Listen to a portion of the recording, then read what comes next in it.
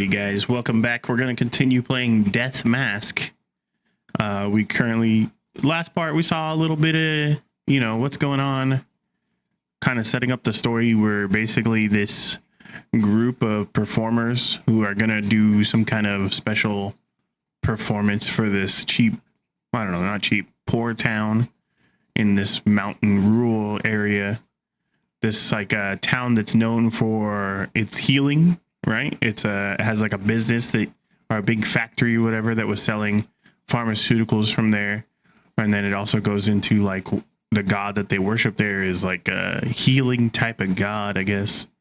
So yeah, that's the town we're in. We have this girl with us that was wearing a mask who's from the mountain, I think, above the town. And we just went into like this church area and she is walking in with the mask and everybody's freaking out. So let's see what's going on with her. So suddenly there's a commotion at the temple entrance. It's Lu Zioj wearing a Nuo mask, kneeling and desperately kowtowing to the statue. So the Phoenix Bodhisattva, right? I didn't mean to come down the mountain. Please don't punish me. I don't want to die. I don't want to die. So she thinks the Bodhisattva is going to kill her.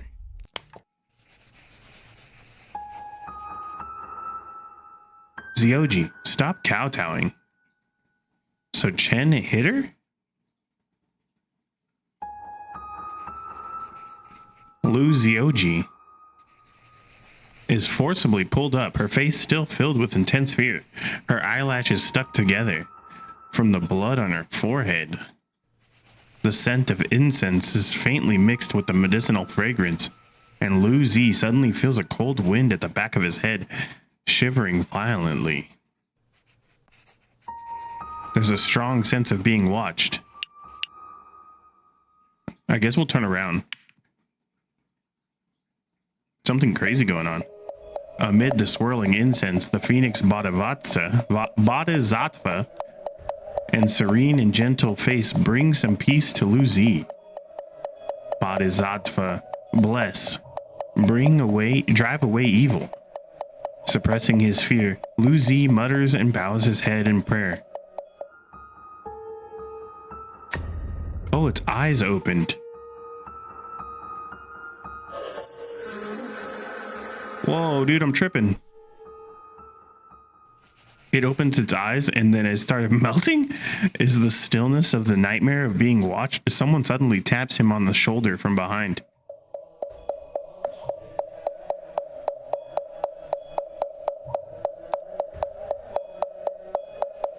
Are you going to bow or not? There are people waiting in line. Feeling weak all over, Lu Zi steps aside, turning around, his legs giving way completely. A tall, terrifying person in a Nuo mask is standing there, staring at him along with Lu Zioji. Why did he kneel down as soon as he saw me? Chuan, you scared him. At the open-air tea stall, everyone drinks tea in silence. Lu Zi got his head injured by this girl in the tunnel before. He's already not too bright. Now you scared him again? Look, his eyes are all glazed over.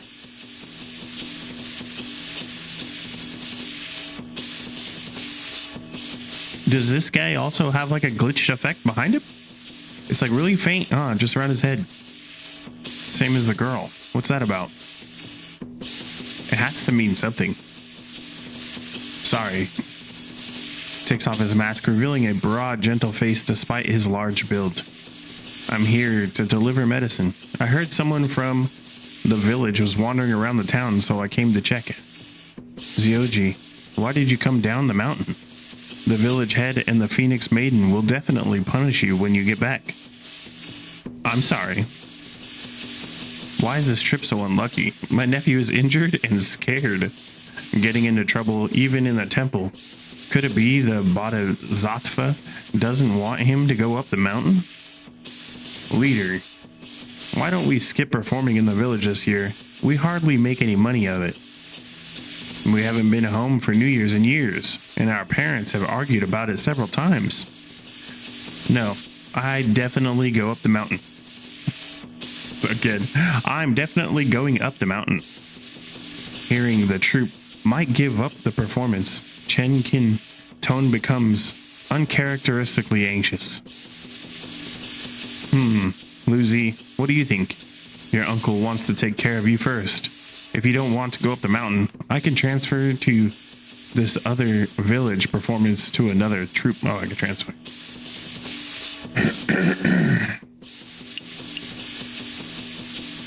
Of course, we're going to stick to the plan and go up the mountain. Uncle is just worried you can't handle it.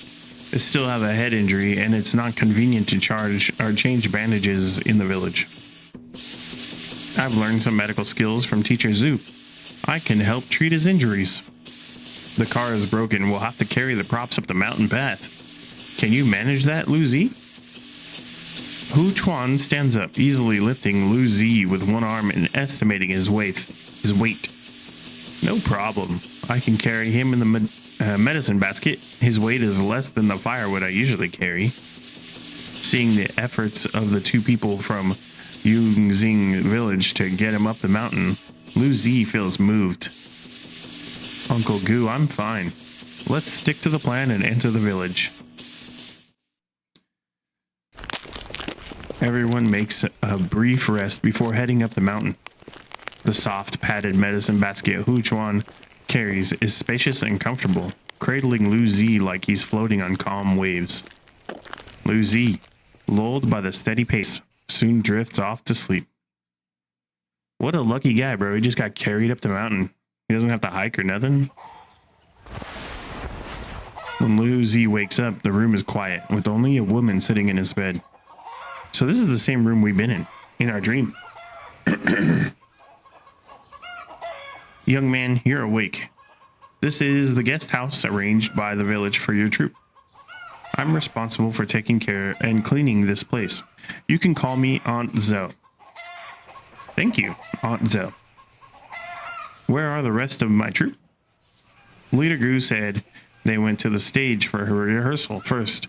They told you to rest well before joining them. Ask about the family members in the village. Aunt Zhou, do you know where Tao Niyu's family lives in the village? Tao. There are no families with the surname Tao in our village. What? Most of us here have the surnames Hu, Zhou, and Huang. Even among the few outsider families, none of them surname Tao. Seeing Lu Zi's shock expression, she thinks for a moment and adds, you could want to ask the older residents who have been here longer. I moved up the mountain later with my employer. It seems I need to find someone familiar with the village. Our village matters are all managed by the village chief. Aunt Zhou, do you know how to get to the village chief's house?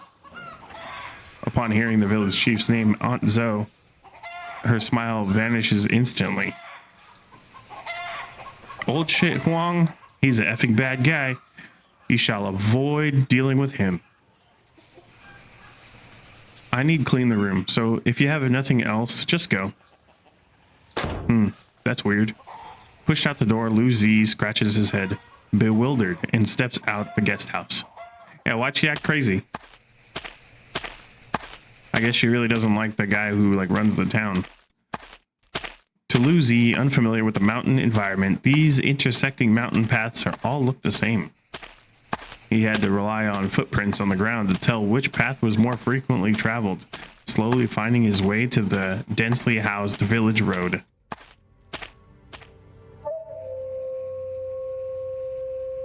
Yongguang Village and Yongguang Town were only separated by the mountain, but the village's facilities lagged behind by at least 2 decades. The street's decorations couldn't hide the decaying and impoverished atmosphere. For some reason, there wasn't a single person on the roads during the day.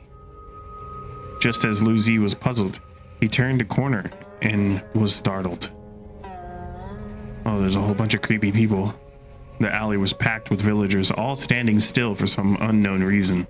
The entire street was eerily silent. Who?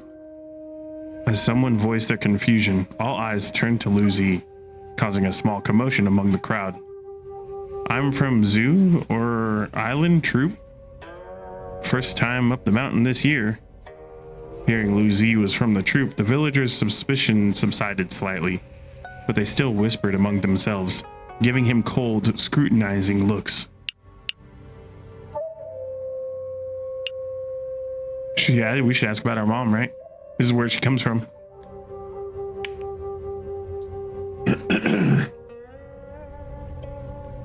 Yo, why did none of them have eyes? Creepy, weird. Excuse me, madam, I got some questions.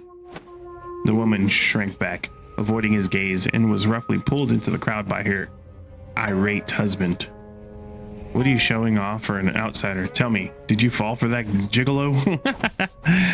Sounds of the man beating his wife and her cries of pain come from the crowd.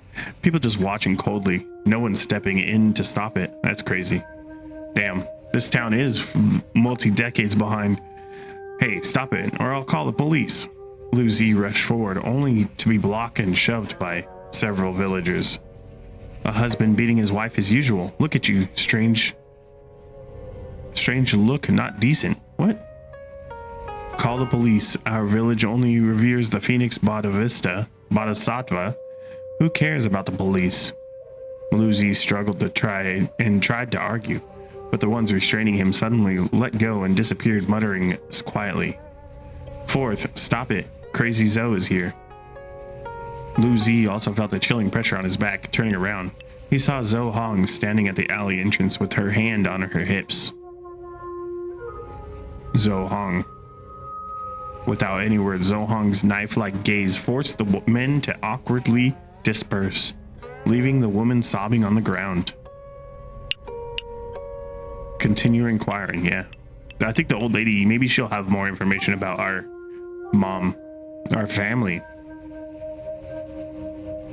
Granny, you've lived in this village for a long time, haven't you? I was born on the mountain and have worshipped the Phoenix Bodhisattva since childhood. It's a blessing everyone envies.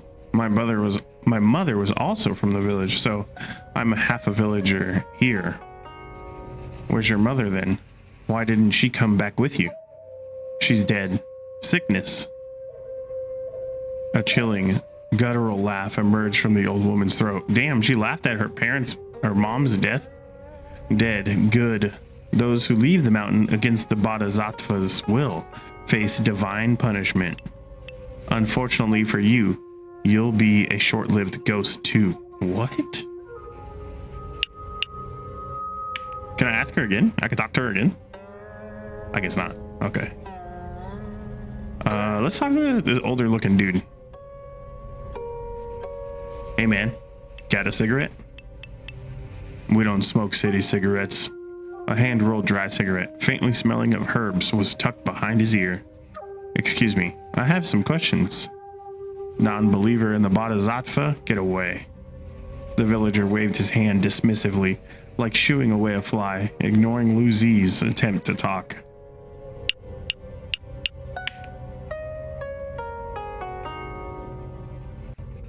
Villager D, a middle-aged man with glasses, smiled gently, carrying a more refined air compared to the other villagers. You're finally here. Meeting you must have been a sign from the Snow Phoenix deity. Young man, would you like to hear about our faith and the Phoenix Maiden? Without waiting for a response, the man grabbed Lu Zi, enthusiastically praising the Phoenix Maiden. So, what do you think? Fascinated? How about settling here after the new year and worshiping the Phoenix Maiden with me? I'll consider it. It seems Yungang village is, as Aiken described, very averse to outsiders. Hitting a wall with the villagers, Lu Zi had no choice but to leave and seek information somewhere or elsewhere. Wandering aimlessly on the similar dirt roads, he finally heard laughter ahead. Several children wearing paper Nuo masks were playing tag, burning off their excess energy. Here comes the fire spirit officer. Ah, run! What is all that noise? As Lu Zi approached to greet them, the little girl being chased bumped into him and fell with a cry. The other children, seeing a stranger, screamed and ran into the bamboo forest. Easy, I'm from Zoo Island Troop. The children's head peeked out from the bamboo, hesitating like startled animals, not daring to come closer. Lu Zi turned his attention to the crying little girls on the ground. Help the little girl up?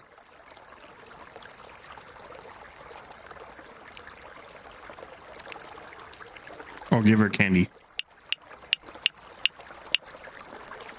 Let's give her candy, dude. Nah, let's help her up. We'll just help her up. Little girl, are you okay? As Lu Zi reached out, the little girl shivered and started wailing. You horrible outsider, don't hit Feng. The biggest boy among them charged out of the bamboo, shouting like a little cannonball. Relax, I really mean no harm. Lu Zi took half a step back, raising his hand above his head in a gesture of surrender, helplessly facing the steely-eyed little boy. Are you really from the troop? Sing us a song then, we'll believe you. I'm not really good at singing. Outsiders are all liars and bad people. The Bodhisattva will punish you. Wait, hear me out. I'm actually a magician? What's that? Lu Zi made a coin disappear and reappear in his hand, finally pretending to pull it out from behind the little girl's ear. The children's wary eyes turned into pure admiration. You have such powers? Could you be the Phoenix Maiden too? No, he's a man. He should be called the Phoenix Man. Phoenix Man, what is this round thing? What Phoenix Man? You don't know what a coin is? The children shook their head, evidently unfamiliar even with the term coin. After some conversation, Lu Zi realized that the children of Yungang village knew nothing about the outside world and were filled with fear. Grandma says we must stay on the mountain to serve the Bodhisattva. Only then can we go to the Snow Phoenix deity, to their paradise after we die. Running away outside is defying the Bodhisattva and will bring divine punishment. Looking at the innocent faces around him, Lu Zi swallowed back his almost vocal frustrations. By the way, I have questions. The children hadn't heard of any of the Tao family, which didn't surprise Lu Zi. Could you help me ask the adults at home if there was ever someone named Tao Nayu in the village? Recalling the wary looks from the villagers, Lu Zi made sure to add special reminder. Remember, don't say it's me who asked for you to inquire. It's our secret. Okay. By the way, if you can find out about Tao Nuye, I'm gonna say Nayu, right? Ask if there's anyone named Zutao. Before leaving, Lu Zi added this, recalling the indistinct dream he had in town. The children nodded and continued playing their game of tag, laughing and running.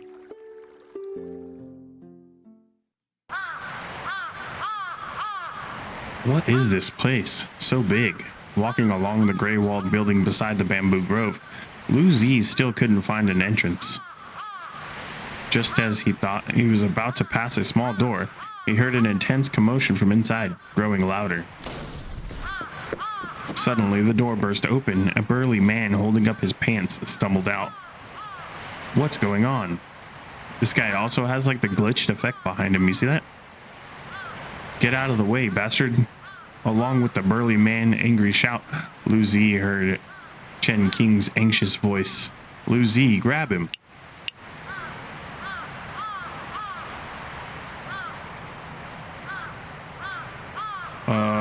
Let's crane spreads wings. Nervously swallowing, Lu Zi prepared himself as the burly man charged at him. Assuming a grand bullfighting stance, he perfectly dodged his opponent. If you don't have the guts, don't pretend. The burly man spat triumphantly and hurried away, disappearing around the corner. Moments later, a cry of pain echoed from the distance before long. Hu Chuan appeared, dragging the dejected burly man back. Hey, Lu, I saw this guy running in a panic. Was he causing trouble at the ancestral hall? I just got here. Let's go in and ask. Zhao Yiqi, kneel and don't move. You B-word, I'll kill you sooner or later. Chen Qin was standing under the eaves, casually flicking Zhao Yiqi's belt. She had injuries on her face, clearly having been in a fight, yet her expression remained cold. Seeing Zhao Yiqi's restrained by Hu Chuan, Lu Zi just stood aside, and Chen Qin rolled her eyes at him. Hu Chuan, who do you think you are? Whose family's lapdog? Dare to lay a hand on me? And who do you think you are, daring to sneak into the ancestral hall and disturb the Phoenix maiden? An elderly woman leaning on a cane slowly walked out from the inner room, exuding an aura of authority. Ha! You treasure your granddaughter too much. Why send her up the mountain to become the Phoenix Maiden? How dare you talk back to Granny Lu? Under the old woman's cold glare, Hu Chuan roared and kicked Zhao Yiqi's violently. Hey, Hu Chuan, don't be so harsh on Zhao. A kind-looking man with a worried frown walked out with his hands behind his back, playing the peacemaker. The Phoenix Maiden is preparing for tonight's deity summoning dance.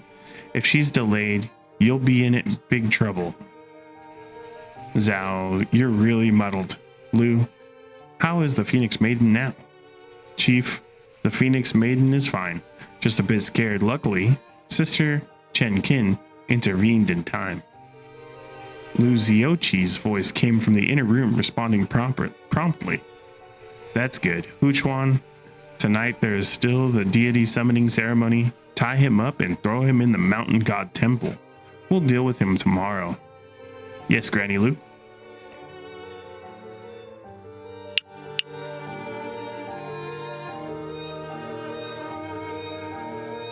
Okay, so important options. Please save in time. Let's all right, let's say inquire about our mom or observe the situation. I feel like we should observe the situation, but I don't know if I'm gonna get another opportunity to ask these people about my mom. I think we'll go ahead and observe the situation. You guys are so serious, it's killing me with laughter. Suddenly, Zhao Yiqi's burst into laughter, rolling on the ground with glee. What a load of crap about summoning the deity. You all worship the deity on the surface, but your minds are full of thievery and deceit. Zhao, you were once a master of the Nuo altar. How can you speak such blasphemous words?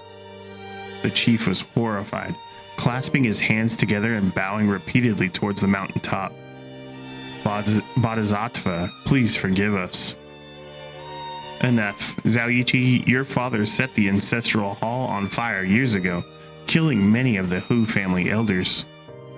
Not to mention repaying a father's debt. Don't you feel any guilt at all?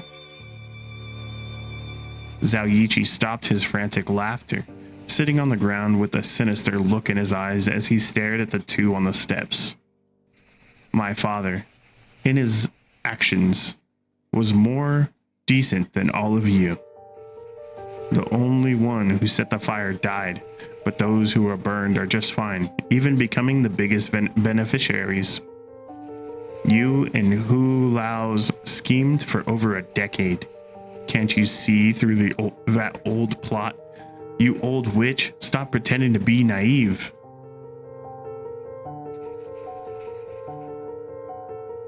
Chen King. Again. The questioning didn't come from Hu Alu, who stood silently, but from a stunned Chen Qing. The ones who are burned become the biggest beneficiaries? She repeated each word slowly, as if chewing over the hidden meaning behind that statement. Zhao Yiqi squinted at Chen Qing, suddenly a flash of realization in his eyes. You also? Seeing the change in Chen's expression, he chuckled and whispered a few words in her ear. After speaking, he lecherously struck out his tongue, licking Chen's earlobe. What a weirdo, dude. What the heck? Let's see if you have the guts for it. Struck by Chen, Zhao Yiqi didn't get angry. Obediently, he let Hu handcuff him and take him out of the ancestral hall. Young girl, considering you protected the Phoenix Maiden, I'll overlook your trespassing this time. Let's go. We still need to prepare for tonight's deity summoning ceremony. Chen Qin, with a faint expression, dragged Lu Zi out of the back door of the ancestral hall, striding briskly along the path. That was crazy. I can walk on my own. Chen Qin seemed to just realize she was still holding on to Lu Zi's hand. With a hint of disdain, she let go. Why did you rush into that ancestral hall? They locked Lu Ziochi in there. They might punish her for going down the mountain. She should be fine, right? The chief seemed to treat her well. Chen Qing frowned her brows tightly, clearly worried about Lu Ziochi's safety. Hey. Lu Zi pointed at his own forehead with a smile. If you furrow your brow when you think, you'll get those frown lines. Chen shot him a cold look and said, none of your business, but she still rubbed the space between her brows instinctively. It seems like you're worried about more than just Lu Ziochi. I get the feeling you didn't come to this village just for a relaxing vacation. Don't try to probe. Chen Qing, did you ever receive a letter sent from the village? This question was like dropping a bomb between them without hesitation. Chen delivered a swift kick to Lu Zi's lower back. The sudden pain made Lu Zi scream and drop to his knees. What do you know? Chen's eyes narrowed like a cat's, fixated on Lu Zi's pain-stricken face. It hurts. Don't hit. I just guessed. Because I also received a letter from here. Lu Zi's eyes watering from the pain, blinked rapidly, trying to appear more sincere. Besides the letter, did you receive anything else? This notebook? Lu Zi shakily took the notebook out from his pocket and handed it over. What's this? My dad's travelogue from 20 years ago. When he visited the village, he was a folklore enthusiast. You can borrow it anytime. It's not anything important, just return the photos inside to me. Chen was silent for a moment, then nodded and took the notebook. The wary look in her eyes softened a bit. So can I get up now? Sorry. Chen helped the groaning Lu Zi to his feet, letting him lean on her as they walked forward. The fur trim of her down jacket hood brushed against Lu Zi's face, soft and not prickly. It feels not as cold anymore. Is that so? Then get a bit closer. The two walked slowly in the dark. As the trees on either side thinned out, they began to hear the lively sound of gongs and drums ahead. So she also has a letter that called her back to this town. So we both got called to the town? Both of us. Pretty crazy. I wonder what's going on here. First wish for prosperous trade. Second wish for sons to pass the imperial exams. Third, wish for mother and child to thrive. Before the sedan chair, boys dance with flowered umbrellas. 8 men carry the divine sedan in the center. 5-way demons chant incantations, warding off disasters and praying for peace. Lift the sedan. Yes. From under the plaque of the Hu family ancestral hall, a magnificent and eerie deity procession approached. The ceremonial troupe accompanying the divine sedan numbered in the dozens, making for a lavish and bustling scene. The leader in front of the sedan chanted blessings as they moved. One man vigorously spun a flowered umbrella wrapped in multicolored cloth and shiny oiled paper. Behind him, two others followed, each holding a wooden plaque. One has a brown background with golden characters spelled out, Nuo Deity Grand Assembly. Get a white background with golden phoenix patterns. And in the center, intricately written in black characters, Luzi watch over. It's the words, keep away. On other sides, someone shakes silver bells, and at the end stopping point, they lit firecrackers and throw them to the roadside. Only after these three led the way can the divine sedan chair slowly behind them. I guess it's proceed. Following the sedan chair is a man on stilts, wearing an armor-like clothing and a Nuo mask.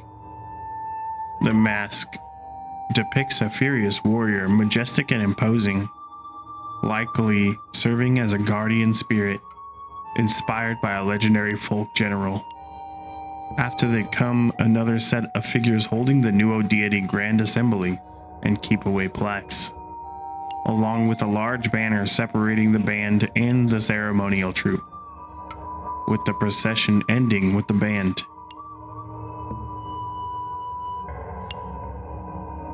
All right, so this is what it looks like. This is the sight we're seeing, right? It's like the guy with the umbrella, the people holding the sedan, which is like a sedan, I guess. It's like a cart to carry a person, right? And then the guy in the very back on the stilts. Surrounded by villagers, the sedan chair bearers began their parade.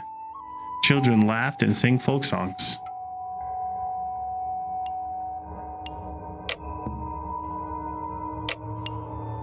So this is on the same evening, right?